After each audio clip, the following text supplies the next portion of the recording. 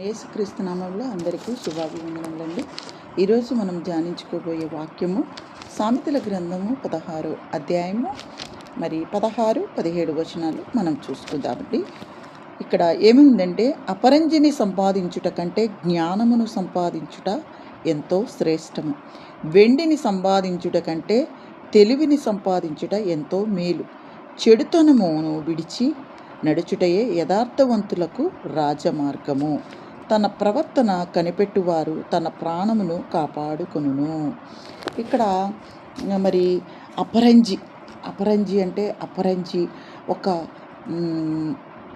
ఒక వాల్యూ, బంగారము వెండి అపరంజి అంటారు కదా, ఆభరణాల్లో అపరంజి అనేది ఒక శ్రేష్టమైన గొప్పదైన మరి విలువ గలటువంటి ఒక బంగారం లాంటి ఒక వస్తువు అన్నమాట, వెలగల వస్తువు.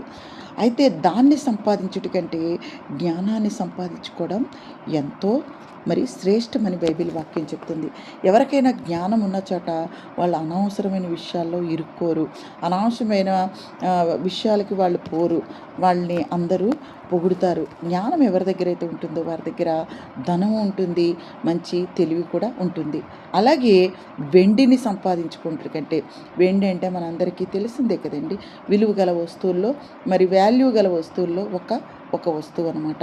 దీన్ని సంపాదించుట కంటే, వెండిని సంపాదించుట కంటే తెలివిని సంపాదించుట ఎంతో మేలంట. తెలివి ఉండాలంటండి, తెలివి కలిగి జ్ఞానము కలిగి ప్రవర్తించాలి అని బైబిల్ వాక్యంలో చెప్పబడుతుందండి. అంతేకాకుండా చెడుతనం విడిచి నడుచుటయే యథార్థవంతులకు రాజమార్గము. చెడుతనం జోలికి పోకూడదండి. మంచి చెడు అనేది వివేచన జ్ఞానాన్ని దేవుడు మనకిచ్చాడు, ప్రతి ఒక్కరికి తెలుసు. కానీ ఇది చెడు అని తెలిసి కూడా చాలామంది చెడు మార్గాల్లో ప్రయాణం చేస్తున్నారండి. ఇది తప్పు అని తెలిసినా కూడా చాలామంది తప్పుడు మార్గాల్లో ప్రవేశిస్తున్నారు. మరి తద్వారా వాళ్ళు ఏం సంపాదించుకుంటున్నారంటే, మరి చెడ్డ పేరుని సంపాదించుకుంటున్నారు. ఆమె ఎదురుగుండా మాట్లాడొచ్చు, లేకపోతే అతను ఎదురుగుండా మాట్లాడొచ్చు, కానీ మరి వాళ్ళు లేనప్పుడు ఇలా పక్కకి వెళ్తేనే వారి గురించి చాలా చెడుగా మాట్లాడతారు. అందుకే ఇక్కడ బైబిల్ వాక్యం ఏమని చెప్తుందంటే, తన ప్రవర్తన కనిపెట్టువాడు తన ప్రాణమును కాపాడుకును. నీ క్యారెక్టర్ లూజ్ అయిందంటే, నీ ప్రవర్తన చెడ్డగా ఉందంటే నీ ప్రాణం పోయినట్టే. నీ ప్రవర్తన మరి దేవుడే కాదు, నీ చుట్టుపక్కల ఉన్న మనుషులు కూడా నిన్ను గమనిస్తూ ఉంటారు. నువ్వు మంచి చేస్తే 10 మందికి తెలుస్తావో లేదో నాకు తెలియదు, కానీ నువ్వు చెడు చేస్తే మాత్రం ఖచ్చితంగా అందరికీ వ్యాపిస్తుంది. నీ చెడుతనం, నువ్వు చేసిన చెడు ఖచ్చితంగా అందరికీ వ్యాపిస్తుంది. అందుకే నేను ఏమంటున్నాడంటే, నీ ప్రవర్తన ఎలా ఉంది, నీ ప్రవర్తన జాగ్రత్తగా ఉందా, మరి నీ వేరే వాళ్ళ పట్ల నీవు మాట్లాడే విధానం ఎలా ఉంది, మరి నువ్వు నడుచుకునే విధానం ఎలా ఉంది, మన గురించి ఏం మాట్లాడుతున్నారు అనేది మనం ఒకసారి ఆలోచన చేసినట్లయితే, మన గురించి మరి బయట వాళ్ళు ఏం మాట్లాడుకుంటున్నారు, ఏమి మాట్లాడుకోకూడదు, మన గురించి చెడ్డ ప్రచారం చేయకూడదు అని అంటే మన ప్రవర్తన చాలా జాగ్రత్తగా కాపాడుకోవాలండి. మన ప్రవర్తనని, మన క్యారెక్టర్ని మనము కోల్పోయినట్లయితే మరి మనకి విలువ ఉండదండి, సమాజంలో విలువ ఉండదు. అంతేకాకుండా దేవుడు కూడా చూస్తున్నాడండి, మన ప్రవర్తన దేవుడు కూడా కనిపెట్టుకొని ఉంటున్నాడు.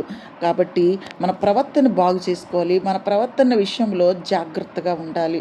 మరి మనము చిన్న వయసులో కానీ పెద్ద వయసులో కానీ తెలిసి కానీ తెలియక కానీ మరి తప్పులు చేసినప్పుడు, పొరపాటు చేసినప్పుడు, ఆ తర్వాత మనం ఎన్ని మంచి చేసుకున్నా గుర్తుపెట్టుకుంటారో లేదో నాకు తెలియదు, కానీ ఖచ్చితంగా మనం చెడు చేసినప్పుడు ఈమె ఇలాంటిదే, ఈమె పని చేసింది, వీళ్ళకి ఇలాంటి వ్యవహారాలు ఉన్నాయని ఖచ్చితంగా మాట్లాడుకుంటారండి.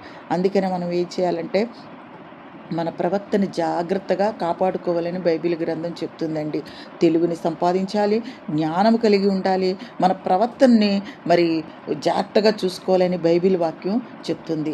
మరి ఈ 3 నడుచుకునే వాళ్ళు యథార్థవంతులై ఉంటారు, వాళ్ళు చెడుతనాన్ని విడిచి ఉంటారు అని చెప్పేసి బైబిల్ వాక్యం చెప్తుంది. చెడుతనం విడిచి ఉన్న వాళ్ళకి పరలోక రాజ్యము మరి వాళ్ళ సొంతమవుతుంది, మరి దానికి ఆస్తికర్తలవుతారు వాళ్ళు అని బైబిల్ వాక్యం చెప్తుంది. ఈ చిన్న వాక్యంతో నేను హెచ్చరించుకుంటూ మరి ఈ వాక్యాన్ని మీతో పంచుకోవడానికి దేవాది దేవుడు నాకు ఇచ్చినటువంటి అవకాశాన్ని బట్టి దేవునికి వేలాది స్తుతులు చెల్లించుకుంటూ మరి ప్రభువైన యేసుక్రీస్తు నామములో మరోసారి మీ అందరికీ వందనాలు చెల్లించుకుంటున్నానండి.